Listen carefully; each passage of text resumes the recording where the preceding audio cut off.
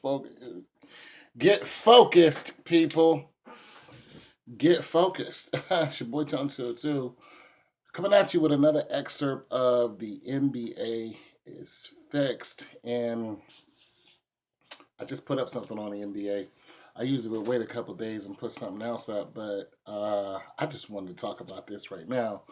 While it's relevant, what's up to all my subscribers, Prima La, Liz, uh, B25, and all you guys. So let's go ahead and listen to America.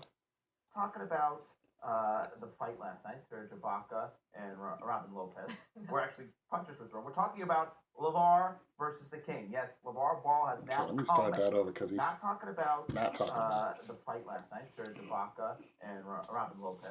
We're actually punches were thrown. We're talking about Lavar versus the King. Yes, Lavar Ball has now come at LeBron James, the father of Lonzo, was on Chris Broussard's podcast where he said his children were set up for better success in the NBA than LeBron's kids. LeVar, you got LeBron. It's going to be hard for his kids because they're going to look at them like, you got to be just like your dad. And after a while, that pressure starts sitting on you like, why do I got to be just like him? What? Can't I just be me?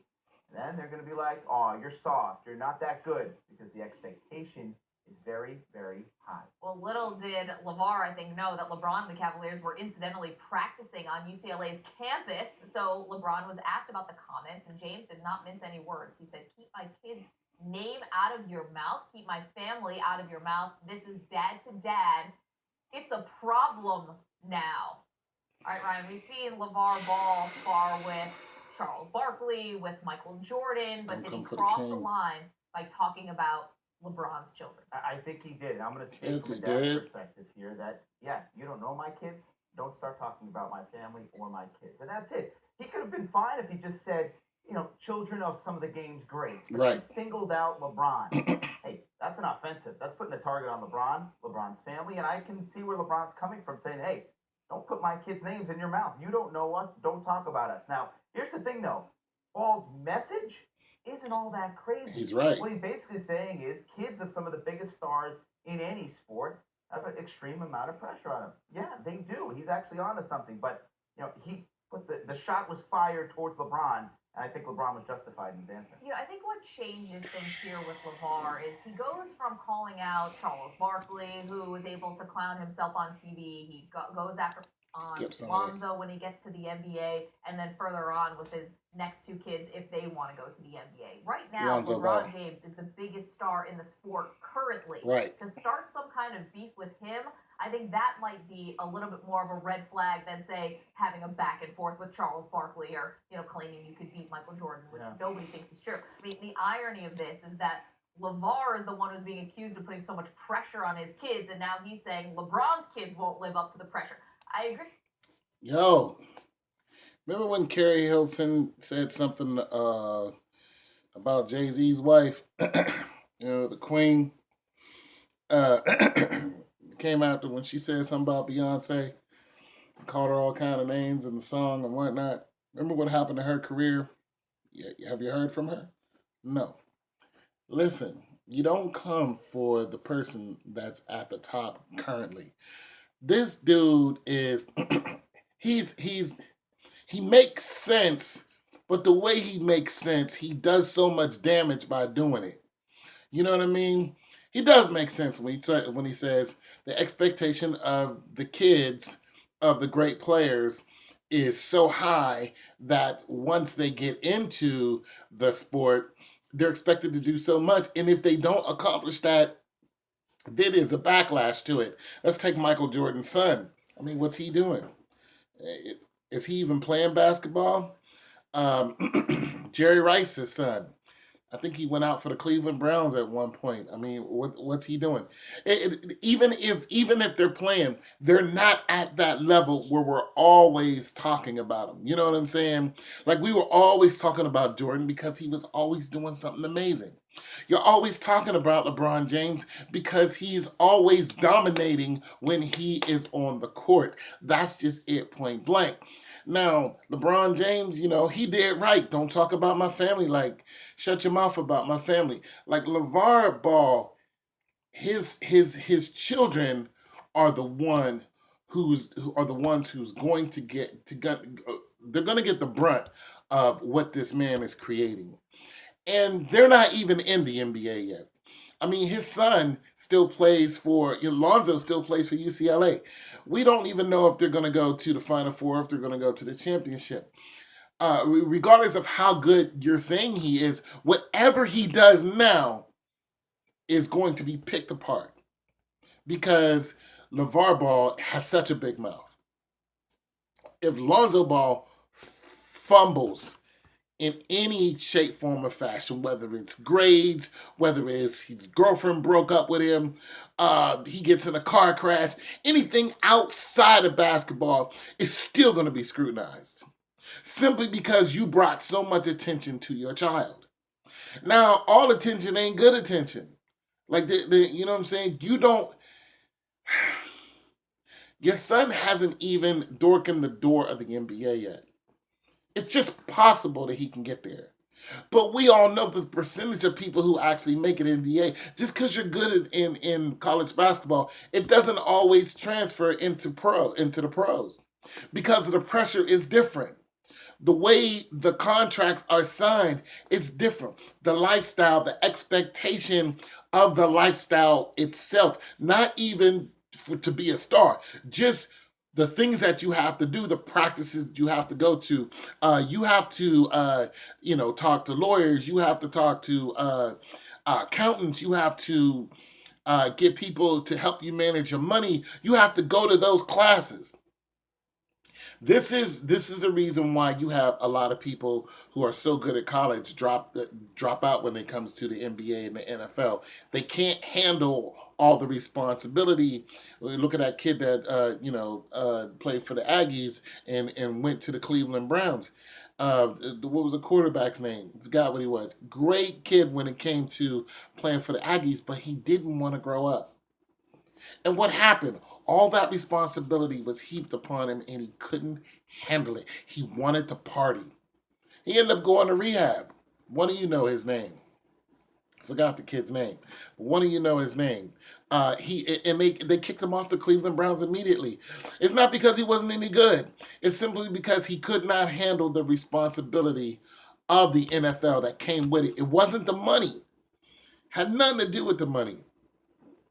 It had to do with the responsibility that you now have, that the people put on you because we're expecting something of you.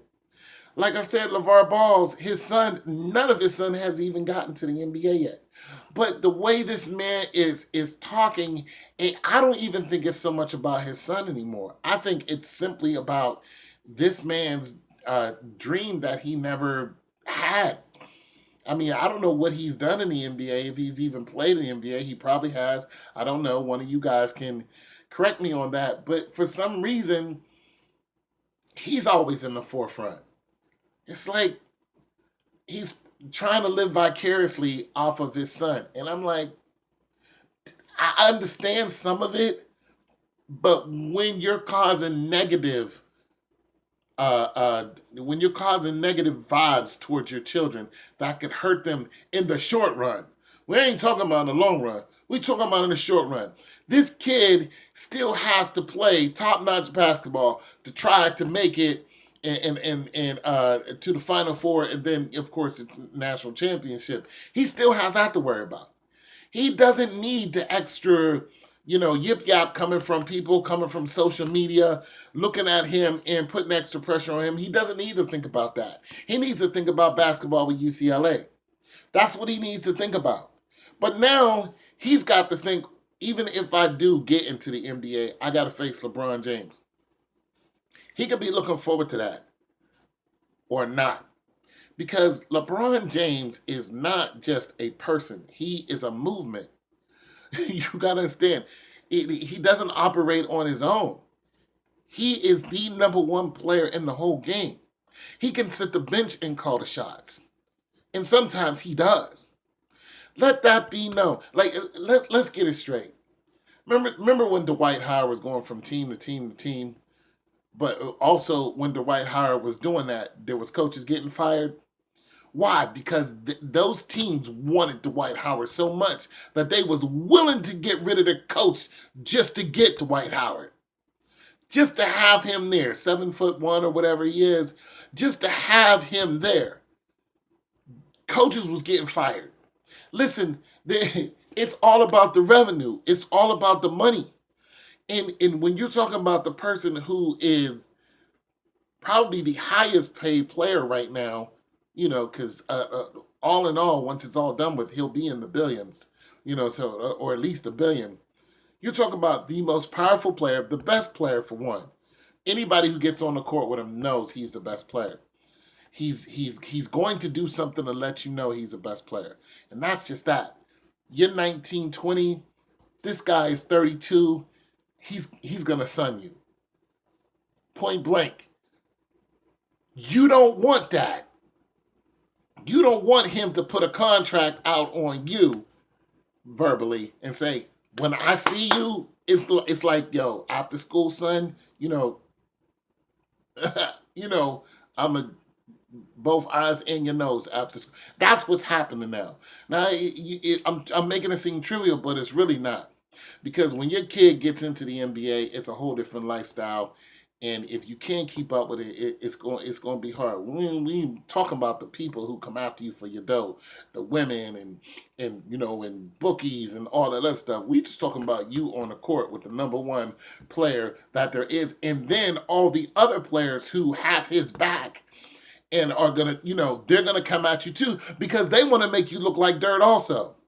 And, and you go up against somebody like Green and get kicked in the nuts just because you said something about LeBron James. Like, it's real. It's real. It's like that. It really is like that. They'll cancel your Christmas.